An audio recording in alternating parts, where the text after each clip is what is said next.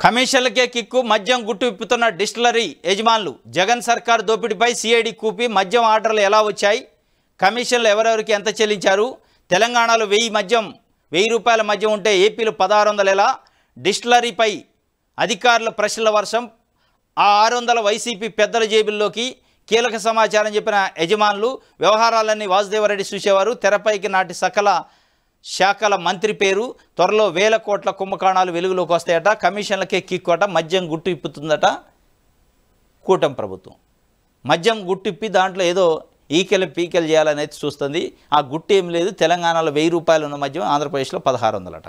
జగన్మోహన్ రెడ్డి కొత్తగా ప్రభుత్వంలోకి వచ్చినప్పుడే మద్యాన్ని మేము దఫలవారుగా నిషేధించే దాంట్లో ఒక ఎత్తుగడ, ధరలు పెంచితే మద్యం యూసేజ్ తగ్గిద్ది అని చెప్పి మద్యం ధరలు పెంచాడు.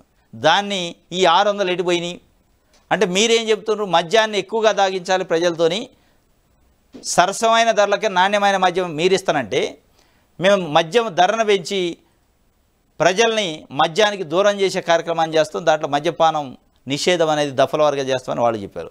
ఆ దాంట్లో భాగంగా 600 పెంచవచ్చు. దాంట్లో ఇక కోడిగుడ్డు మీద ఈకెలు బీకినట్టు ఏదో కుంభకోణం జరిగిందట. కమిషన్ల కిక్కుని మొత్తం బయటికి తీస్తారట. బయటికి తీసి ఏముంటుంది చేసేది? మీరు చేయాల్సింది ఏంది? ఇవాళ మీ మద్యం పాలసీ ఏంది?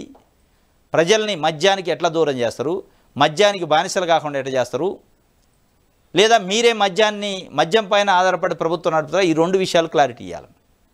కానీ మీ వ్యవహార శైలి చూస్తే అట్లా అనిపించలే. ప్రజల రక్తాన్ని తాగి ప్రజలని మద్యం తాగించి అక్కడి నుంచి వచ్చే సొమ్ముతోనే ప్రభుత్వాన్ని నడపాలనే ఒక వ్యవహారం ఉన్నట్టే అనిపిస్తుంది.